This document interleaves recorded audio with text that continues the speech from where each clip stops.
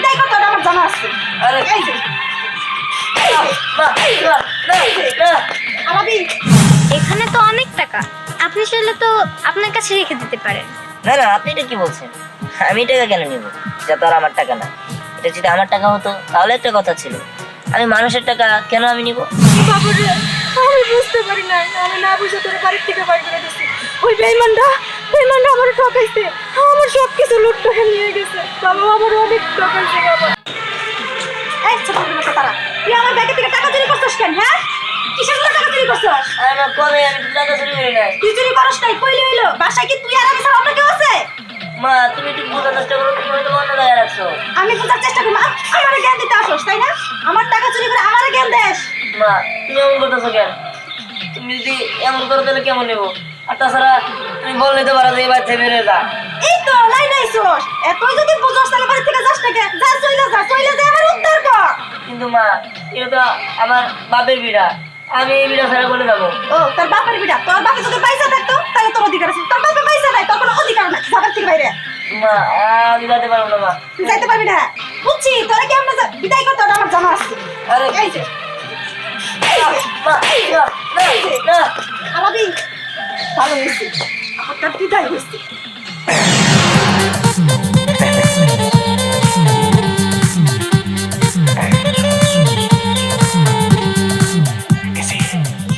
ও মন্দির বলাই গেছে, ও মন্দির বলে একবার কাটলে আটার মতো আটকে থাকে, ওর যন্ত্রণায় এই বাসায় ঢুকতে পারি না।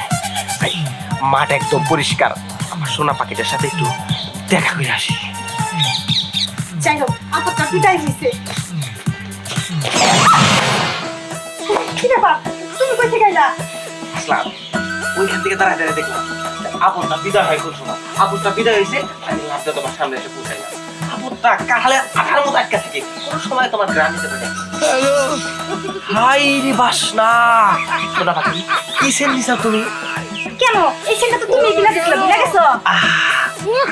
মন পাখি আমার প্রাণ পাখি, তোমার সাথে আমার কথা ছিল কি? আমার মন পাখি আমার প্রাণ পাখি, তোমার সাথে আমার কথা ছাড়ো, ছিল। কেউ দেখে ফেলবে তো। আর দেখলে কি সমস্যা নাই, ঠিক আছে এবারই ফাঁকা, শুধু দেখি আর আমি একেবারে ডুবে যাবো।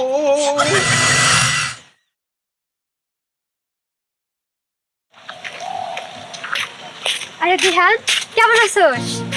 হ্যাঁ ভালো আছি। কি রে দিহান, তোর কণ্ঠ এমন লাগতেছে, কি হয়েছে? না না কিছু না। দেখ দিহান, আমি কিন্তু তোর মুখের ভাব দেখেই বুঝতে পারি যে তোর কখন মন ভালো থাকে আর কখন খারাপ থাকে। বল না ভাই আমার, তোর কি হয়েছে?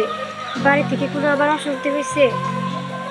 বোন আসলে আমার ঘরে তো সৎ মা, বাবা মরে যাওয়ার পরে সৎ মা যে কেমন হয় সেটা তো তুই ভালো করে জানো। আমার সৎ মা আমার চোরের অপবাদ দিয়ে বাড়ি থেকে বের করে দিছে। কি শেষ পর্যন্ত তোরে চোরের অপবাদ দিল? হায় রে কপাল, এরে বুঝি বলে কপাল। আচ্ছা আমি আরেকটা কথা শুনলাম, ওই দক্ষিণ পাড়ার সাগর নাকি তোদের বাড়িতে আসা যাওয়া করে?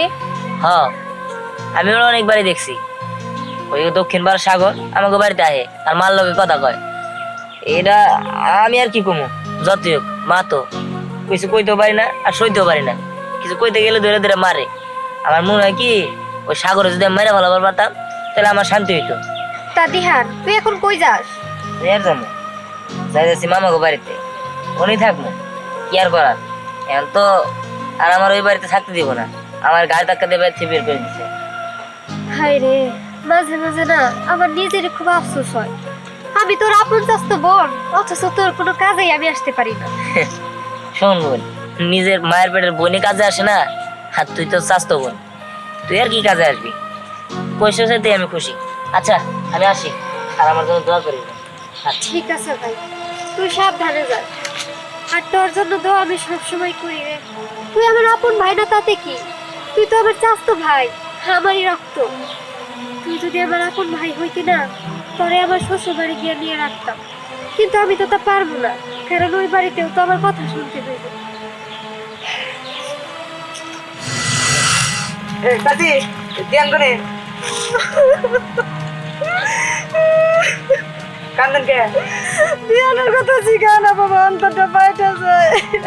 কাছে দিয়ান কি মরছে নাকি? না গো বাবা, মরে নাই। পোলাটা 2 দিন ধরে বাচ্চা নাই, বাচ্চা এনে গলে গেছে।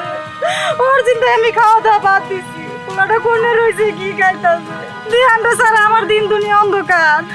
দিয়ানটা আমি কত ভালোবাসি, জানো তো তোমার চাচাটা মরে গেছে গা। ও জানি দিয়ানটা কত ভালোবাসে। বাবা তুমি কিছু কইলে? না চাচি, আমি দিয়ানটা খুঁজে ভাই করি। হ্যাঁ আচ্ছা ঠিক আছে বাবা। আচ্ছা যান। কলসি এই বেডির গেছে জামাই মরিয়া, হ্যাঁ থাকবো বিধবা বেশে। কি একটা বেশ ধরেছে, ঠোঁটে লিপস্টিক মিস্টিক দিয়া দামি শাড়ি টাড়ি পরে রয়েছে। হ্যাঁ এই এলাকার বেড়া মানুষ দেখলেই এটার সাথে প্রেম করে এটার সাথে পরকিয়া করে। ধ্যান দিয়ে যখন খুঁজা কোনে পাই না, খুঁজা কি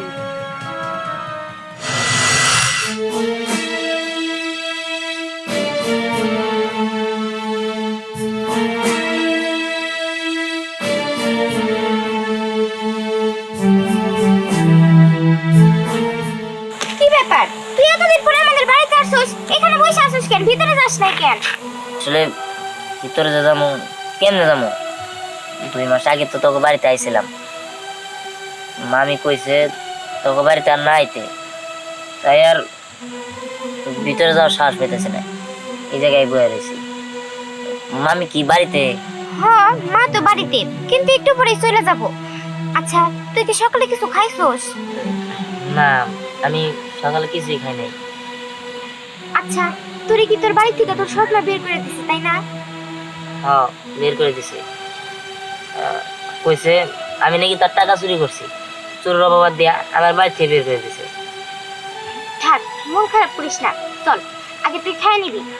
হ্যাঁ আমার খাইতে দে, খুবই ক্ষুধা লাগছে আর খুবই পানি পিপাসা লাগছে, গলাটা শুকিয়ে গেছে। খাইতে তো দিমু, কিন্তু আমার মা যেমন মানুষ, মা যদি তোরে কিছু বলে না, তুই কোনো চিন্তা করিস না। মা যখন আমার টিফিনে টাকা দিত, ওইখান থেকে আমি কিছু টাকা জমাইছিলাম। ওইখানে 200-300 টাকা হবো, আমি তোরে দিমুনি। তুই কোথাও যাই কিছু কইরা নিস। ঠিক আছে। আচ্ছা ঠিক আছে, এবার চল।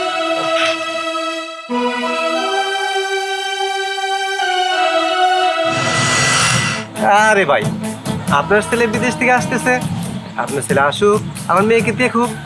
তাছাড়া আপনি আমার বিজনেস পার্টনার, আপনার ছেলের সাথে আমার মেয়ে বিয়ে হবে, এটা তো ভালো কথা। তাছাড়া আমার মেয়ে ভদ্র এবং সুন্দরী, অবশ্যই আপনাদের পছন্দ হবে।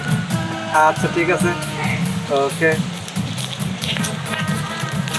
বাবা আমাকে ডেকেছো? জি, আমি তোমাকে ডেকেছি। শোনো, আমার বন্ধুর ছেলে আসতেছে বাইরে থেকে। বন্ধুর ছেলের সাথে তোমার বিয়ের কথা চলছে, তুমি প্রিপারেশন নাও। দেখো বাবা, আমি এই বিয়ে করতে চাই না। কেন? কারণ আমি যদি বিয়ে করি একটা গ্রামের ছেলেকে করব। আমি চাই যে এমন একটা ছেলেকে বিয়ে করব, সে হবে সৎ, আদর্শবান, একজন ভদ্র ছেলে, তার গায়ে মাটির গন্ধ থাকবে। আমি কোনো ফরেনার ছেলেকে বিয়ে করব না। আরে বাবা, তুমি বোঝার চেষ্টা করো, সে তো আমার বন্ধুর ছেলে, শিক্ষিত, ভদ্র, বাংলাদেশের ছেলে। আর উনি বাইরের দেশের মানুষের সাথে মিশে মিশে অবশ্যই ফরেনার হয়ে গেছে। ওনার মতো ছেলেকে আমি বিয়ে করতে চাই না। আর তাছাড়া আমি কোনো কোটিপতির ছেলেকে বিয়ে করব না। আমি চাই গ্রামের একজন সহজ সরল ছেলেকে বিয়ে করব, ঠিক আছে? সেটা যদি প্রয়োজনে রিক্সাওয়ালা হয়, একটা কামলা হয়, প্রয়োজনে আমি তাকেই বিয়ে করব। পরি পরি,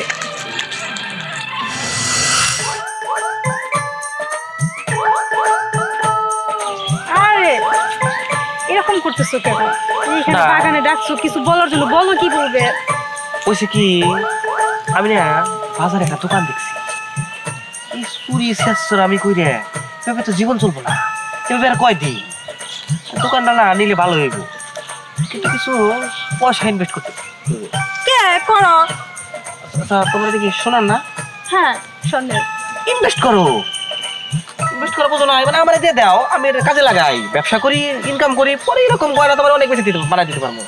মানে তুমি কি বলতেছো? তোমার কথা আমি কিছুই বুঝতেছি না। শোনা, তুমি বোঝার চেষ্টা করো, কেন বুঝতেছো না? মানে বাজারে যে দোকানটা দেখছি, মোটামুটি কিছু টাকা লাগবে, আমি কিছু টাকা দিলাম, আর এই মনে করো তোমার এটা এটা আর দিলা দিয়া ইনভেস্ট করে দোকানটা নিলাম, ব্যবসা বাণিজ্য করলাম, টাকা পয়সা হইলো, আর আমার টাকা মানে তো তোমার টাকা, কোনো টেনশন নাই। আচ্ছা ঠিক আছে, তোমার মানে তো আমার, আমার মানে তোমার, ঠিক আছে? আমি এটা তোমাকে দিয়ে দিচ্ছি। এই তো আমার লক্ষ্মী শোনা, তুমি জলপতি বুঝবার পারছো, এটা আমি খুব সুন্দর। শোনো, এটার দাম মার্কেটে 2 লক্ষ টাকা আছে। 2 লাখ না? হ্যাঁ খারি শোনা, একবারে 22 ক্যারেট। আচ্ছা ঠিক আছে, আমি এই বাজারের দোকানের বিষয়টা কথা বলে আসি, কিছু অ্যাডভান্স করতে বুঝছো, অ্যাডভান্স না করলে তো আমার দোকানটা রাখা যাবে না। তুমি তাহলে বাসায় যাও, আমি অ্যাডভান্সটা করে আসি স্বর্ণকারের কাছে তোমার। ঠিক আছে, এই যে সন্ধ্যার পরে কিন্তু। আচ্ছা ঠিক আছে, যাও তুমি, কোনো সমস্যা নাই, যাও। ইনভেস্ট করব কিন্তু তোমার খাওয়ার কমাল না শোনা।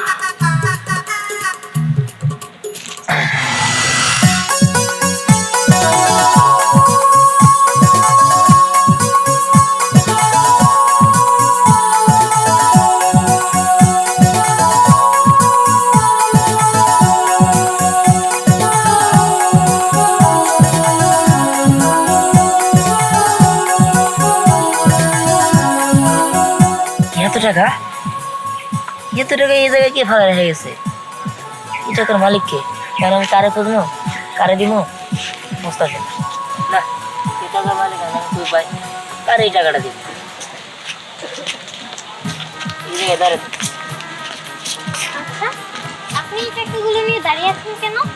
দেখুন, এই টাকাগুলো আমি এখানে পড়ে থাকতে দেখেছি, আশেপাশে দেখলাম কেউই নেই, তারপরে আর কি করব? এই টাকা নিয়ে এখানেই দাঁড়িয়ে আছি, যদি এই টাকার মালিক খুঁজে পাই তাকে দিয়ে দেবো। এখানে তো অনেক টাকা, আপনি চাইলে তো আপনার কাছে রেখে দিতে পারেন। না না, আপনি এটা কি বলছেন? আমি টাকা কেন নেব? এটা তো আর আমার টাকা না। এটা যদি আমার টাকা হতো তাহলে একটা কথা ছিল, আমি মানুষের টাকা কেন আমি নিব? অন্য কারো টাকা সেটা না হয় ঠিক আছে, কিন্তু এই টাকা দিয়ে আপনি চাইলে অনেক কিছু করতে পারবেন, অনেক কেনাকাটা করতে পারবেন, আপনার ফ্যামিলিকে দিতে পারবেন। তা ঠিক আছে, কিন্তু আমি তো জিনিসটা এরকম মানুষ না। আমি আসলে আমি যার টাকা তাকেই ফিরিয়ে দেবো। আপনি খুব অদ্ভুত মানুষ, আমি আপনার মতো মানুষ ফার্স্ট দেখলাম। যাই হোক, এই টাকাগুলোর মালিক আমি। আপনি? হ্যাঁ। তাহলে তো ভালো, এই নিন, আমি বিপদ মুক্ত হলাম, এই নিন। শুনুন, আমি এই জায়গায় প্রত্যেক দিনই বসে থাকি, এমন টাকা কিংবা সোনার গয়না রাস্তাতে ফেলে রাখি শুধুমাত্র একজন সৎ মানুষ চেনার জন্য। সৎ মানুষ? আপনি সৎ মানুষ দিয়ে কি করবেন? আমার একজন সৎ মানুষ খুব প্রয়োজন। আচ্ছা, আপনি কি করেন?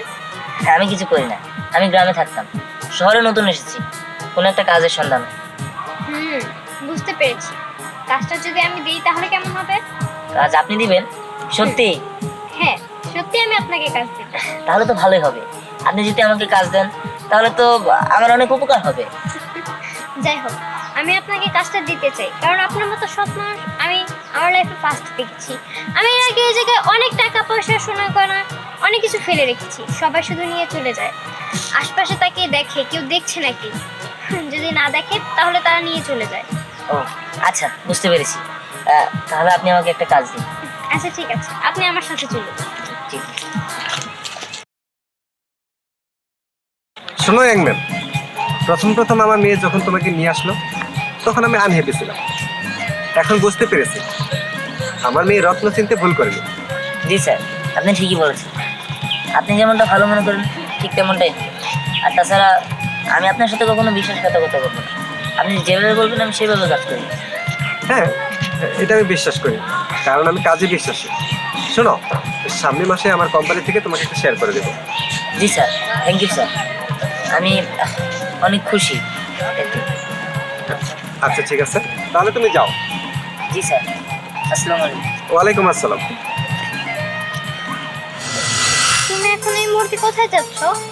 দেখো পরি, যে মহিলা কিনা সামান্য কিছু টাকার দায়ে আমাকে চোরের অপবাদ দিয়েছিল, আমি নাকি চোর, সেই অপবাদ দিয়ে আমাকে বাড়ি থেকে ঘাড় ধাক্কা দিয়ে বের করে দিয়েছে। আমি আজকে দেখতে চাই যে ওই মহিলা আমাকে বাড়ি থেকে বের করে দিয়ে কত সুখী আছে, সেটা দেখার জন্য আমি যাচ্ছি। আর সেটা দেখা শেষ হলে আমি আবার ফিরে আসবো। তুমি ভালো থেকো। ঠিক আছে, যাও, সাবধানে যাও। হ্যাঁ, আর তোমাকে অসংখ্য ধন্যবাদ এত বড় অবদান রাখার জন্য, কারণ তুমি যদি আমার পাশে না থাকতে আমি হয়তো বা আজ এই পজিশনে আসতে পারতাম না। তোমাকে অনেক অনেক ধন্যবাদ। না, শুধু আমার জন্য বলো না, তুমি তোমার সততার জন্য পেয়েছো, না হলে তুমি কখনো এতটুকু আসতে পারতে না। তা ঠিক আছে, তারপরেও একটা উছিলা লাগে, তুমি হচ্ছে আমার উছিলা। যাই হোক, তুমি ভালো থেকো, আমি আসি। আচ্ছা।